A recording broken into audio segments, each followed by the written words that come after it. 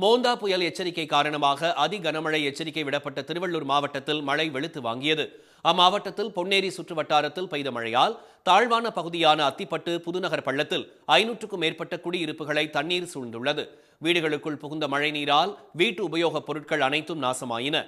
முழங்கால் அளவு தண்ணீரில் நின்றபடியே சமைத்து சாப்பிட்டு தூங்குவதற்கு வேறு இடத்திற்கு செல்வதாக அவர்கள் தெரிவித்துள்ளனர். ஃப்ரிட்ஜி எல்லாமே போயிடுச்சு. தண்ணி வந்துட்டு எல்லாமே கெட்டு போச்சு, எல்லாம் தூக்கி போட்டாச்சு. இந்த வருஷம் வீட்டு உள்ள முட்டிக்கால் அளவு தண்ணி நிற்கி. பம்ப் செட் வச்சு எடுத்துட்டு இருக்கிறாங்க. எடுத்துருவோடனே வரும், மறுபடியும் தண்ணி சேரும். மழை பெஞ்சாலும் இப்படி தானே வந்து நிற்கும். இந்த தண்ணியிலே வரணும் போகணும், இதுலேயே நாங்கள் வந்து இது பண்ண வாழணும். வேலைக்கு அப்படியே தான் போகணும், ஸ்கூலுக்கு அப்படி தான் போகணும். பசங்க காலேஜ் ஒரு அவசரத்துக்கு ஒரு உடம்பு சரியில்லாதவங்களுக்கும் சரி அப்படியே தான் கூட்டிட்டு போகணும் இந்த தண்ணியில தான். தேங்கி நிற்கும் மழைநீரை வெளியேற்ற அதிகாரிகள் போர்க்கால அடிப்படையில் நடவடிக்கை எடுக்க வேண்டும் என அப்பகுதி மக்கள் கோரிக்கை விடுத்துள்ளனர். அதேபோல் பட்டறை, பெரும்புதூர் பழங்குடியினர் குடியிருப்புகளை மழைநீர் சூழ்ந்துள்ளது.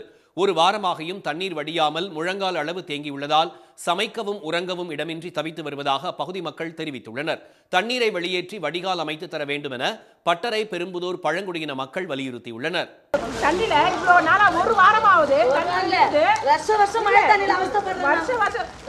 நாங்களா காசு செலவு மோட்டர் அடிப்பு தண்ணி எடுத்து விட்டுறோம். இப்ப இந்த வருஷம் முயற்சி பண்ணுறதுக்கு ஆள் இல்லாம விட்டோம், பேச தண்ணி அப்படி நிக்குது.